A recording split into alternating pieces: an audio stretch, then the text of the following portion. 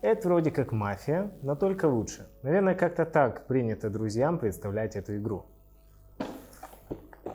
Но опровергать такое утверждение нет никакого смысла, потому что практически любая игра, которая использует подобную механику, по определению лучше мафии. Если объективно, тут одновременно играют все игроки. И никто из них не умирает в первые же ночи, не вылетает до конца партии из игры. Ну и минимальным составом в 5 человек играть вполне себе увлекательно. На этом я заканчиваю сравнивать игру с мафией и рассказываю о The Resistance как о вполне самостоятельном произведении.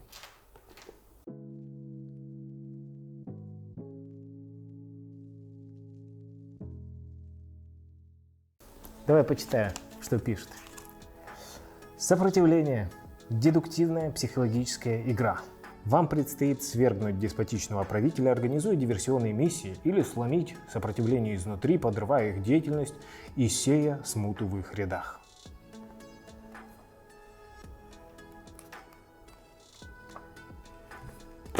Дон Эскрич, видимо, посчитал, что этих скупых строк достаточно для погружения в атмосферу игры.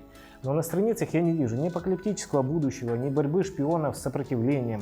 В общем, ничего из того, что могло бы погрузить игроков в увлекательный мир игры. Значит, игрокам пригодится и неплохая фантазия, потому что ничего напоминающего сюжет в игре нет. Любой из раундов, по сути, ничем не отличается друг от друга, кроме накала эмоций, напряжения, которое создает коммуникация между игроками. Вряд ли в горячих спорах кто-то будет чувствовать, что является членом сопротивления или шпионом. Есть просто ты, твои союзники, враги, и надо как-то общаться и выкручиваться, чтобы твоя команда победила. Правда, когда речь идет о чем-то визуально напоминающем киберпанк, хочется побольше истории. Мне лично хочется. Слушай, а может я сильно придираюсь к Party Game as a Setting? Поэтому прекращаю ныть и рассказываю, как играть. Сначала беру из коробки одно из 3 двусторонних полей. Прямо на нем указано, на сколько игроков оно рассчитано и сколько из этих игроков будут шпионами.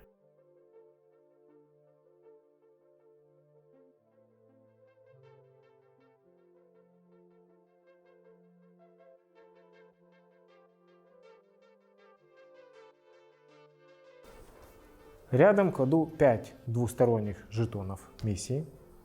Карты миссии, которыми игроки определяют успех или провал. Командные жетоны. 5 штук. Максимальное количество участников миссии. Жетон лидера. Карты персонажей. Это максимальное количество в игре. 10 карт.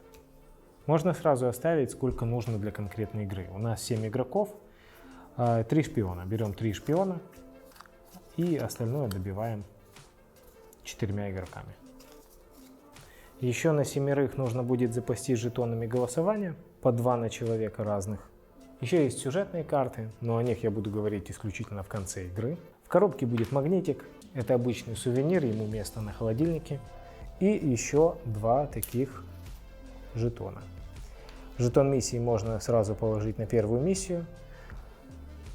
Жетон голосования на первую ячейку шкалы голосования. Рандомный человек за столом становится лидером. Он получает вот такой вот жетон и может перемешать карты персонажей отложенные, напоминаю, их 7 штук, каждому, включая себя.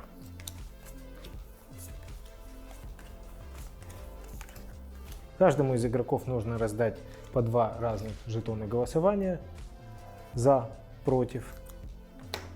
Они с ними останутся до конца игры. Вот, собственно, из-за кого все проблемы. 2 стороны конфликта.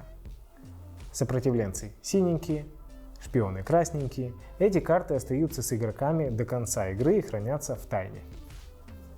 Естественно, та, которая досталась тебе, и определяет твою принадлежность к стороне конфликта. Теперь игроки могут познакомиться с персонажами, которые им попались, и все закрывают глаза. И открывают глаза только шпионы. Они молча знакомятся друг с другом и снова закрывают глаза. Затем открывают глаза уже все игроки. Этот процесс с засыпанием, просыпанием нам хорошо известен. Теперь задача лидера собрать команду и отправить ее на выполнение миссии. В этот момент за столом обычно происходит живое обсуждение, все предполагают, кто может быть шпионом.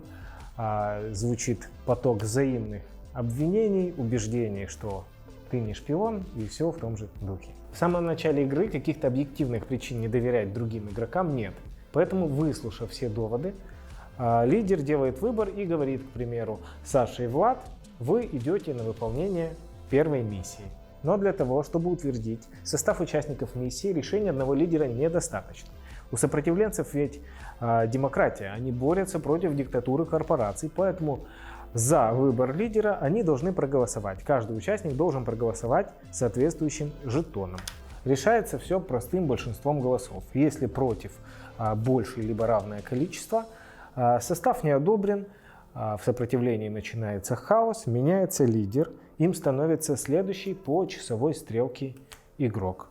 Жетон двигается на следующую ячейку голосования, и голосование повторяется уже с новым лидером. Если игроки будут такими несговорчивыми, что 5 раз провалят голосование, это будет автоматическая победа шпионов в партии. Когда состав участников наконец будет одобрен, команда все же отправляется на миссию. Лидер раздает каждому участнику команды по 2 карты – провал и успех. А игроки, исходя из своих целей, голосуют за результат миссии, выкладывая одну из них рубашкой вверх, чтобы скрыть свою принадлежность к какой-либо из команд. Лидер собирает эти карты со стола, перетасовывает, чтобы снова скрыть личность участников, и выкладывает на столе в открытую. Если на всех картах успех, все нормально, миссия выполнена. Но если будет хотя бы один провал, миссия, естественно, провалена. Но для некоторых миссий понадобится 2 карты провал. Это обычно, когда много игроков и, как правило, 4-я миссия. Затем лидер собирает все карты миссии, в том числе и незадействованные, и перетасовывает их, чтобы и здесь скрыть возможное разоблачение шпиона. Эти карты в следующий раз будут уже использованы на новой миссии. Пусть миссия и провалена, возвращаю жетон голосования на первую ячейку. Жетон миссии перемещается на любую новую миссию, которая не пройдена. Правилами разрешено проходить миссии не по порядку, но к 5-й нужно приступать не раньше успешного выполнения 2 других миссий. Ну и лидером уже становится следующий по часовой стрелке игрок. Как только будет 3 выполненных или проваленных миссий, игра завершится, соответственно, победой сопротивления или шпионов. Ну и для разнообразия в коробке уже лежит дополнение «Закулисные войны». Это те самые 15 сюжетных карт, которые дают игрокам дополнительные способности. С 5-6 игроками используется 7 карт, на них помечено необходимое количество играющих. Если игроков 7 и больше, используются все 15 карт. Перед началом миссии лидер сам выбирает, какие карты будут участвовать. На 5-6 игроков он выбирает 1 карту, на 7-8 игроков 2 карты, на 9-10 игроков 3 карты. Эти карты он раздает игрокам на свой выбор, опять же, себе раздать не может. Карты со звездочкой разыгрываются сразу. Карты с единицей приберегаются для удобного момента, а карты с квадратом остаются с игроком до конца игры. Не буду говорить о каждой карте отдельно. Разделил их по типам, а как они действуют, сейчас прекрасно видно.